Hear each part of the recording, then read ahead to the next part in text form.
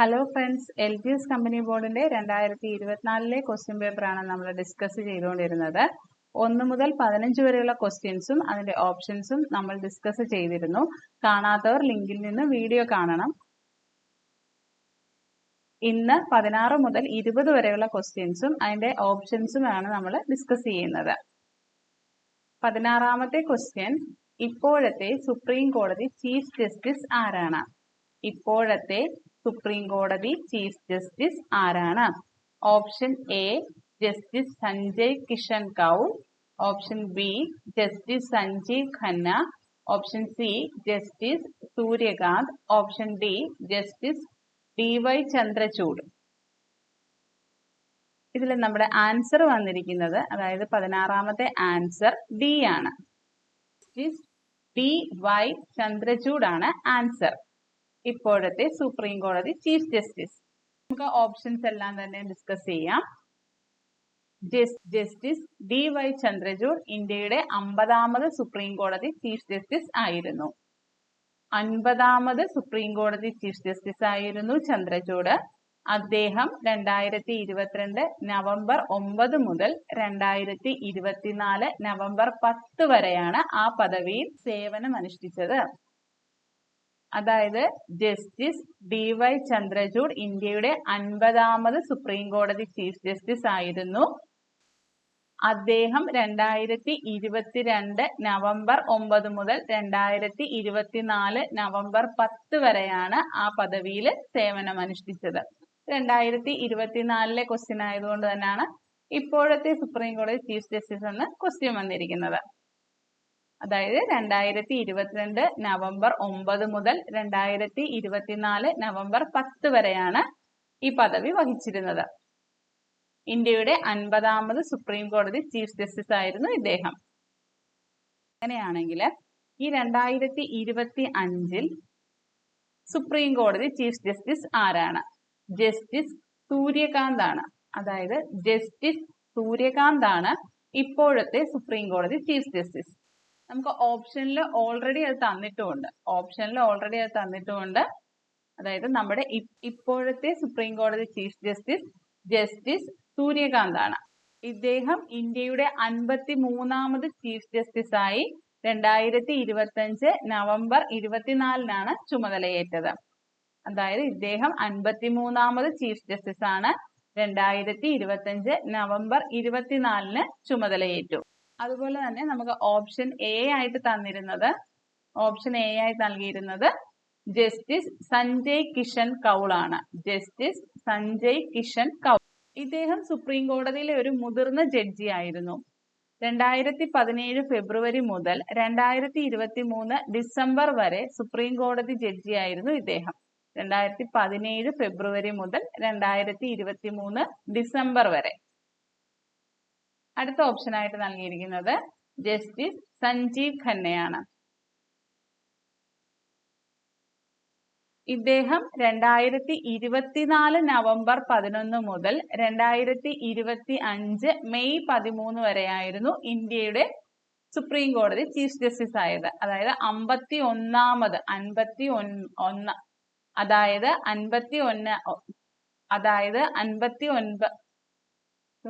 അതായത് 51ാമത്തെ സുപ്രീം കോടതി chief justice ആയിരുന്നു സഞ്ജീവ് ഖന്ന.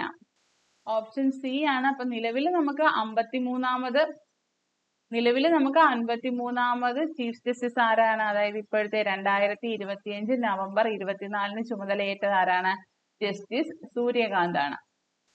അടുത്ത ക്വസ്റ്റ്യൻ 17ാമത്, നിലവിലെ ലോക്സഭാ സ്പീക്കർ ആരാണ്? അതായത് 2024 ക്വസ്റ്റ്യൻ ആണിത്. നിലവിലെ ലോക്സഭാ സ്പീക്കർ ആരാണ്? Option A Venkaiah Naidu, option B Om Birla, option C Meera Kumar, option D Sumitra Mahajan. അതായത് 17ാമത്തെ ആൻസർ ബി ആണ്, ഓം ബിർള. ആൻസർ ബി ആണ്, ഓം ബിർള.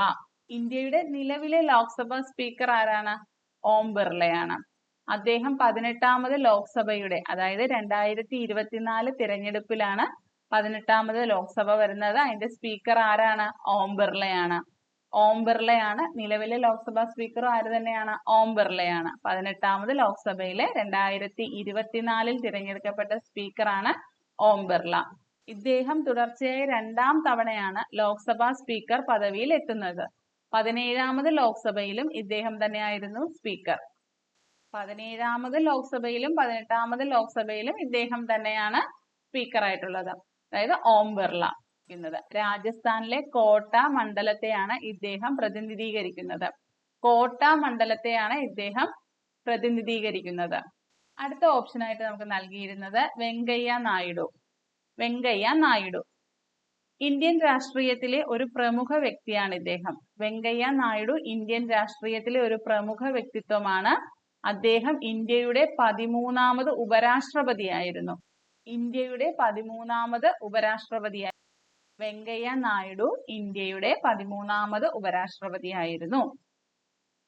അതടുത്തതായിട്ട് നമുക്ക് ഓപ്ഷൻ തന്നിരുന്നത് സി, മീര കുമാർ. മീര കുമാർ. മീര കുമാർ ഇന്ത്യൻ രാഷ്ട്രീയത്തിലെ ഒരു പ്രമുഖ വനിതയാണ്. ഇന്ത്യയുടെ ആദ്യത്തെ വനിതാ ലോക്സഭാ സ്പീക്കർ ആരാണ്? മീര കുമാറാണ്. ഇന്ത്യയുടെ ആദ്യത്തെ വനിതാ ലോക്സഭാ സ്പീക്കറാണ് മീര കുമാർ. ഇന്ത്യയുടെ ആദ്യത്തെ വനിതാ ലോക്സഭാ സ്പീക്കറാണ് മീര കുമാർ. അടുത്തതായി ഓപ്ഷൻ തന്നിരുന്നത് ഡി, സുമിത്ര മഹാജൻ. സുമിത്ര മഹാജൻ. സുമിത്ര മഹാജൻ ഇന്ത്യ രാഷ്ട്രീയത്തിലെ മറ്റൊരു പ്രമുഖ വനിതയാണ്. ഇന്ത്യയുടെ 2ാമത്തെ വനിതാ ലോക്സഭാ സ്പീക്കറാണ് സുമിത്ര മഹാജൻ. 1ാമത്തെ വനിതാ ലോക്സഭാ സ്പീക്കർ ആരാണ്? അതായത് ആദ്യത്തെ വനിതാ ലോക്സഭാ സ്പീക്കർ ആരാണ്? മീര കുമാർ. 2ാമത്തെ ആരാണ്? സുമിത്ര മഹാജൻ. നിലവിലെ ആരാണ്? ഓം ബിർള. അടുത്ത ക്വസ്റ്റ്യൻ, 18ാമത്തെ ക്വസ്റ്റ്യൻ. താഴെ തന്നിരിക്കുന്ന പ്രസ്താവനകളിൽ VP മേനോനെ കുറിച്ച് ശരിയായ പ്രസ്താവന അല്ലെങ്കിൽ പ്രസ്താവനകൾ ഏതൊക്കെയാണ്? എ, സ്വാതന്ത്ര്യാനന്തര ഇന്ത്യയിൽ നാട്ടുരാജ്യങ്ങളുടെ ഇന്ത്യൻ യൂണിയനിലേക്കുള്ള സംയോജനവുമായി ബന്ധപ്പെട്ട സ്റ്റേറ്റ് ഡിപ്പാർട്ട്മെന്റിന്റെ സെക്രട്ടറി ആയിരുന്ന മലയാളി. ബി, ഭാഷാടിസ്ഥാനത്തിൽ സംസ്ഥാനങ്ങളെ പുനഃസംഘടിപ്പിക്കുന്നതിനായി രൂപീകരിച്ച സംസ്ഥാന പുനഃസംഘടനാ കമ്മീഷനിലെ അംഗം. C, the transfer of power in India എന്ന ഗ്രന്ഥത്തിന്റെ കർത്താവ്. ഡി, 1952 ആസാമിൽ ഗവർണറായി ചുമതലയേറ്റു. ആൻസർ വരുന്നത് ബി ആണ്. അതിൽ ഏതൊക്കെയാണ് പ്രസ്താവനകൾ? ഏതൊക്കെയാണ്? എയും സിയും. എ എന്താണ്? സ്വാതന്ത്ര്യാനന്തര ഇന്ത്യയിൽ നാട്ടുരാജ്യങ്ങളുടെ ഇന്ത്യൻ യൂണിയനിലേക്കുള്ള സംയോജനവുമായി ബന്ധപ്പെട്ട് സ്റ്റേറ്റ് ഡിപ്പാർട്ട്മെന്റിന്റെ സെക്രട്ടറി ആയിരുന്ന മലയാളി. സി എന്താണ്? The transfer of power in India എന്ന ഗ്രന്ഥത്തിന്റെ കർത്താവ്. നമുക്ക് ഈ VP മേനോനെ കുറിച്ച് കുറച്ച് കാര്യങ്ങൾ മനസ്സിലാക്കാം. VP മേനോൻ ഇന്ത്യൻ ചരിത്രത്തിലെ ഏറ്റവും നിർണായകമായ കാലഘട്ടത്തിൽ പ്രവർത്തിച്ച ഒരു പ്രമുഖനായ ഒരു ഭരണകർത്താവാണ്. ഇന്ത്യക്ക് സ്വാതന്ത്ര്യം ലഭിച്ചതിനു ശേഷം നാട്ടുരാജ്യങ്ങളെ ഇന്ത്യൻ യൂണിയനിൽ ലയിപ്പിക്കാൻ സർദാർ വല്ലഭായ് പട്ടേലിനെ സഹായിച്ച പ്രധാന ഉദ്യോഗസ്ഥൻ ഇദ്ദേഹമായിരുന്നു. നാട്ടുരാജ്യങ്ങളെ ഇന്ത്യൻ യൂണിയനിൽ ലയിപ്പിക്കാൻ സർദാർ വല്ലഭായ് പട്ടേലിനെ സഹായിച്ച പ്രധാന ഉദ്യോഗസ്ഥനായിരുന്നു ആര്? VP മേനോൻ. ഇദ്ദേഹത്തിന്റെ പൂർണ്ണനാമം വിപ്പാല പങ്കുണ്ണി മേനോൻ. വിപ്പാല പങ്കുണ്ണി മേനോൻ. വിപ്പാല പങ്കുണ്ണി മേനോൻ. വൈസ്രോയിമാരായിരുന്ന വേവൽ പ്രഭുവിനും മൗണ്ട് ബാറ്റൻ പ്രഭുവിനും ഉപദേഷ്ടാവായി ഇദ്ദേഹം പ്രവർത്തിച്ചു. വൈസ്രോയിമാരായിരുന്ന വേവൽ പ്രഭുവിനും മൗണ്ട് ബാറ്റൻ പ്രഭുവിനും ഉപദേഷ്ടാവായി ഇദ്ദേഹം പ്രവർത്തിച്ചു. ഇന്ത്യയുടെ സ്വാതന്ത്ര്യത്തിനും വിഭജനത്തിനുമുള്ള മൗണ്ട് ബാറ്റൻ പദ്ധതിയുടെ രൂപീകരണത്തിൽ ഇദ്ദേഹം പ്രധാന പങ്കുവഹിച്ചു. ഇന്ത്യയുടെ സ്വാതന്ത്ര്യത്തിനും വിഭജനത്തിനുമുള്ള മൗണ്ട് ബാറ്റൻ പദ്ധതിയുടെ രൂപീകരണത്തിൽ ഇദ്ദേഹം പ്രധാന പങ്കുവഹിച്ചു. മൗണ്ട് ബാറ്റൻ പദ്ധതിക്ക് ഒരു പേര് പറയാറുണ്ട്, ജൂൺ 3 പ്ലാൻ എന്ന്. June 3 plan.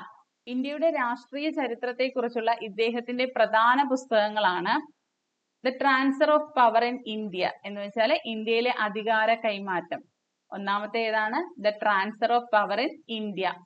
രണ്ടാമത്തേത് the integration of the Indian states, Indian സംസ്ഥാനങ്ങളുടെ സംയോജനം. ഒന്നാമത്തെ ഏതാണ്? The transfer of power in India. രണ്ടാമത്തേത് the integration of the Indian states, the integration of the Indian States.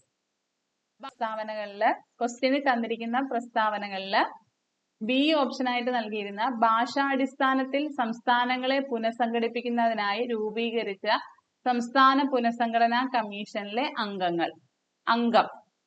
അംഗങ്ങളല്ല അംഗം. അപ്പൊ നമ്മൾ അതിലെ അംഗങ്ങൾ ആരൊക്കെയാന്ന് അറിഞ്ഞിരിക്കണം. BP മേനോൻ അല്ല, മറിച്ച് ആരൊക്കെയാണ്?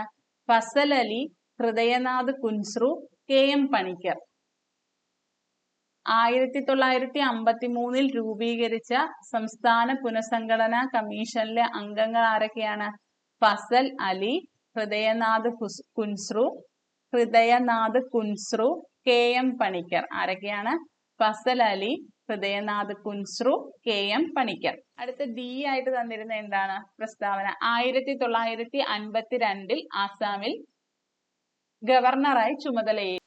1952 ഗവർണറായി ചുമതലയേറ്റത് ആസാമിൽ ചുമതലയേറ്റ ആരാണ്? സയ്യിദ് ഫസൽ അലിയാണ്. സയ്യിദ് ഫസൽ അലി. ഫസൽ അലിയും ഹൃദയനാഥ് കുൻസ്രുവും KM പണിക്കറും ആരായിരുന്നു? സംസ്ഥാന പുനഃസംഘടനാ കമ്മീഷനിലെ അംഗങ്ങളായിരുന്നു. ഇതില് ഫസൽ അലിയാണ് 1952 ആസാമിൽ ഗവർണറായി ചുമതലയേറ്റത്. സയ്യിദ് ഫസൽ അലി തന്നെയായിരുന്നു സംസ്ഥാന പുനഃസംഘടനാ കമ്മീഷന്റെ അധ്യക്ഷൻ. ഇതിനുശേഷം 1956 മുതൽ 59 വരെ ഒറീസയുടെ ഗവർണറായും ഈ സയ്യിദ് ഫസൽ അലി സേവനമനുഷ്ഠിച്ചു. അടുത്ത ക്വസ്റ്റ്യൻ 19ാമത്തെ ക്വസ്റ്റ്യൻ. താഴെ തന്നിരിക്കുന്നവയിൽ 1961 വരെ പോർച്ചുഗലിന്റെ അധീനതയിൽ ആയിരുന്ന പ്രദേശം ഏത്? താഴെ തന്നിരിക്കുന്നവയിൽ 1961 വരെ പോർച്ചുഗലിന്റെ അധീനതയിലായിരുന്ന പ്രദേശം ഏത്? Option A Goa, B Pondicherry, C Karaikal, D Mahe. അതിൽ ആൻസർ വരുന്നത് A ആണ്. എന്താണ്? ഗോവ. 1961 പോർച്ചുഗലിന്റെ അധീനതയിലായിരുന്ന പ്രദേശം ഏതാണ്? ഗോവ. 1961 ഡിസംബർ 19 ഇന്ത്യൻ സൈന്യം നടത്തിയ ഓപ്പറേഷൻ വിജയ് എന്ന സൈനിക നടപടിയിലൂടെയാണ് ഗോവ, ദാമൻ, ദിയു എന്നീ പ്രദേശങ്ങൾ പോർച്ചുഗീസ് ഭരണത്തിൽ നിന്ന് മോചിപ്പിച്ച് ഇന്ത്യൻ യൂണിയനോട് ചേർത്തത്.